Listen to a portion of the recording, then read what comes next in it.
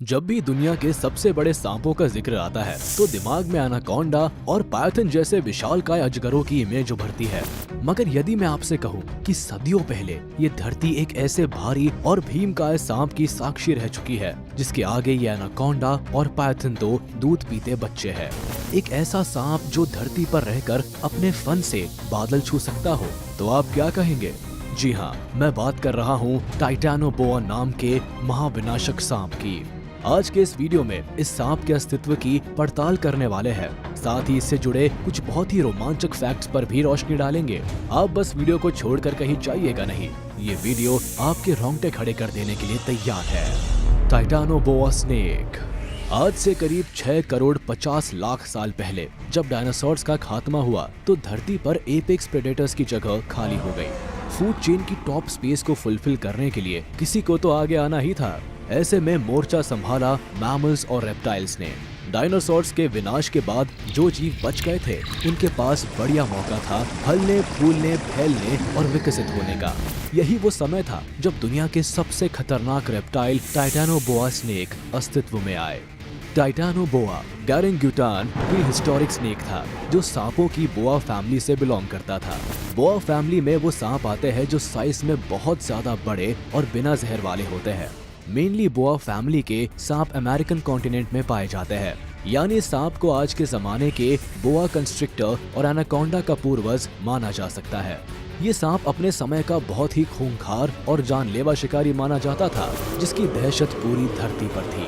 Time period when they used to live on earth. जैसे कि हमने बात की, इन सांपों का उदय डायनासोर्स के बाद हुआ, यानी डायनासोर्स के साथ इनका कोई संबंध नहीं रहा। वैज्ञानिक मतों के मुताबिक ये सांप आज से करीब 6 करोड़ साल पहले हुए और करीब 50 लाख सालों तक इन्होंने धरती पर राज किया।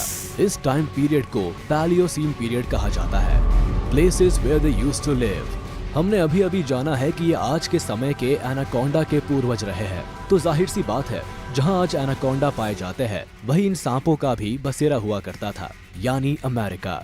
धरती के सबसे पहले, सबसे विशाल, सबसे घने और सबसे ज्यादा विविधता भरे जंगल अमेज़न को साउथ अमेरिका की शान माना जाता है। इसी जंगल में इन सांपों का बसेरा था और आतंक भी। When did these snakes discovered? विज्ञान तथ्यों और प्रमाण के आधार पर ही अपनी राय कायम करता है। ऐसे में जाहिर है टाइटैनोबोआ के अस्तित्व के प्रमाण भी कहीं न कहीं मिले ही होंगे। जी हाँ, जरूर मिले। साल 2009 में नॉर्थ ईस्ट कोलंबिया में मौजूद सेरेजोन फॉर्मेशन की कोयले की खदानों ने धरती पर कभी रहे इन सांपों की मौजूदगी के प्रमाण दिए। यहाँ पाए गए फॉसिल्स की शुरुआती जांच में इन्हें किसी विशालकाय मगरमच्छ के फॉसिल्स करार कर दिया गया था, मगर फिर माना गया कि ये फॉसिल्स किसी मगरमच्छ के नहीं बल्कि एक सांप के हैं, और कोई ऐसा वैसा सांप नहीं, अब तक का दुनिया का सबसे बड़ा टाइटैनोबोआ। Size of टाइटैनोबोआ। हम बार बार कह तो रहे हैं टाइटैनोबोआ दुनिया का सबसे बड़ा सांप था, मगर क्या आपको इसकी साइज का अंदाजा है? कोल माइन से मिले फॉसिल्स की स्टडी ये टाइटैनोबोआ की साइज का अनुमान लगाया गया है। ये जानकर आपके होश उड़ जाएंगे कि ये सांप करीब करीब 13 मीटर यानी लगभग 43 फीट लंबे हुआ करते थे। बाप रे! आज के समय के एनाकोंडा की एवरेज साइज केवल 15 से 20 फीट होती है, यानी टाइटैनोबोआ एनाकोंडा से 2 गुने से भी ज्यादा लंबे हुआ करते थे। आज तक सबसे बड़ा एनाकोंडा भी 29 फीट का ही पाया गया। आप इसी बात से अंदाजा लगा सकते हैं कि अपने वक्त में टाइटैनोबोआ की कैसी दहशत हुआ करती होगी, और इनकी चौड़ाई सुनकर तो आपके कान खड़े हो जाएंगे। इन सांपों का डायमीटर करीब 3 फीट हुआ करता था, यानी एक अंदाजा लगाया जाए तो 5th क्लास का एक बच्चा पूरा का पूरा इस सांप पर हॉरिजॉन्टली लेट सकता है। वही अगर इनके वजन की बात की जाए तो ये करीब 1135 किलोग्राम वजनी हुआ करते थे, यानी आज के एनाकोंडा से करीब 4.5 गुना ज्यादा भारी।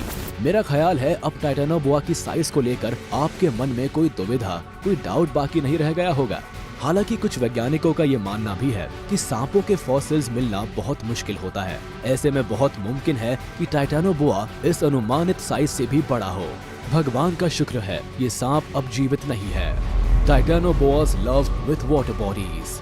हो सकता है कि इतनी बड़ी साइज के बहुत से फायदे होते हो, मगर कुछ नुकसान भी तो होते ही है।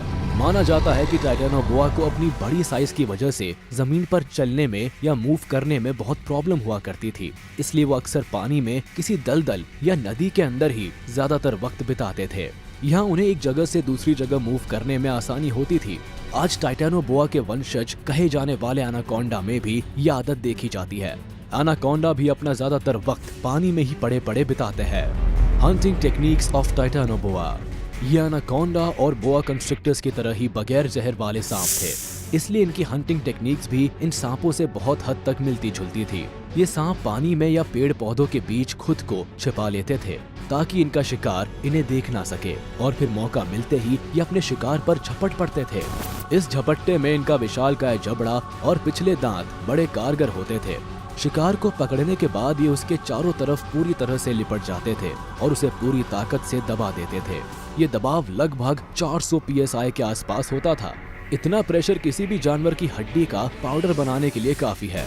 क्रशिंग की इस प्रोसेस को कंस्ट्रिक्शन कहा जाता है। ये सांप कंस्ट्रिक्शन की इस प्रोसेस को तब तक जारी रखते हैं जब तक कि शिकार की दम घुटने से या हार्ट बीट रुकने की वजह से मौत ना हो जाए।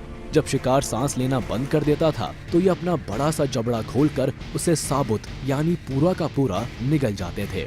मॉडर्न डे के एनाकोंडा और बोआ कंस्ट्रिक्टर भी शिकार का यही तरीका अपनाते हैं। Diet of टाइटैनोबोआ।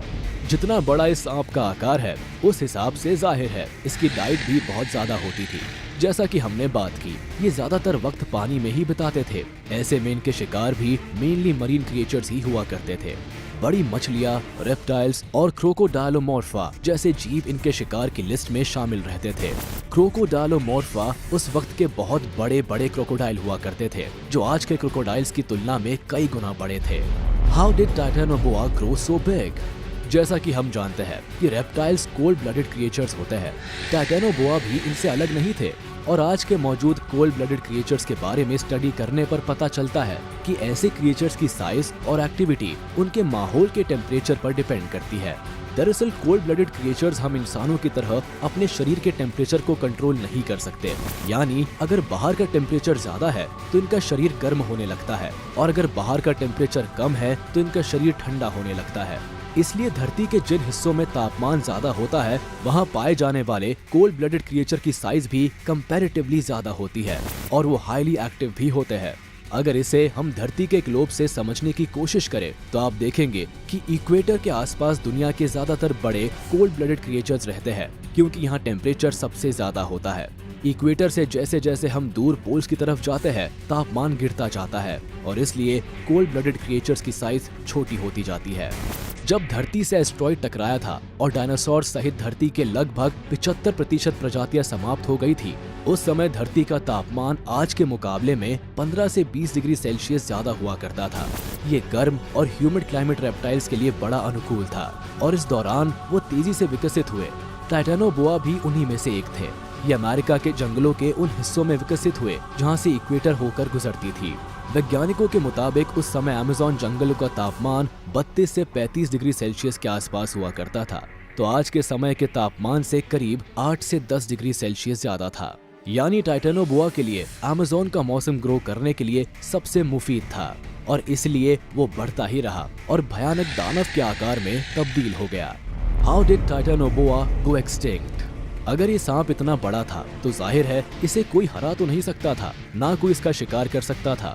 ऐसे में सवाल उठता है कि फिर ऐसा क्या हुआ कि ये सांप विलुप्त हो गया? वैज्ञानिक इसके कई कारण मानते हैं, मगर उन सब में सबसे मुख्य कारण क्लाइमेट चेंज ही है। धरती समय के साथ धीरे धीरे ठंडी हो रही थी और गिरते टेम्परेचर के साथ टाइटैनोबोआ एडजस्ट नहीं कर पाया। बढ़ती ठंड इस सांप की सबसे बड़ी समस्या बन गई और धीरे धीरे टाइटैनोबोआ का अस्तित्व इतिहास में विलीन हो गया। हालांकि कुछ वैज्ञानिकों द्वारा सुझाई गई थ्योरी के मुताबिक इस बात की आशंका जताई जाती है कि टाइटैनोबोआ और इस तरह के दूसरे रेप्टाइल्स का फिर से उदय हो सकता है, क्योंकि ग्लोबल वार्मिंग की वजह से धरती का टेम्परेचर एक बार फिर बढ़ रहा है। अगर तापमान इसी तरह से बढ़ता रहा तो मौजूदा रेप्टाइल्स की साइज और एक्टिविटीज भी बढ़ती जाएंगी और हो सकता है कि दुनिया एक बार फिर टाइटैनोबोआ का कमबैक देख सके। तो देखा आपने कैसे दुनिया के सबसे बड़े सांप का उदय हुआ और कैसे उनका खात्मा भी हो गया। आज के वीडियो में बस इतना ही। उम्मीद है आपको वीडियो पसंद आई होगी, तो हमारे इस वीडियो को लाइक कर दे और मुझे कमेंट में इस बारे में अपनी राय जरूर दीजिएगा कि यदि ये सांप वापस आ गया तो धरती के क्या हाल होंगे। और अगर आपने अभी तक हमारे चैनल को सब्सक्राइब नहीं किया तो तुरंत कर दे और बेल आइकन को भी प्रेस कर दे ताकि हमारे नोटिफिकेशंस आप तक जल्द से जल्द पहुंच जाए।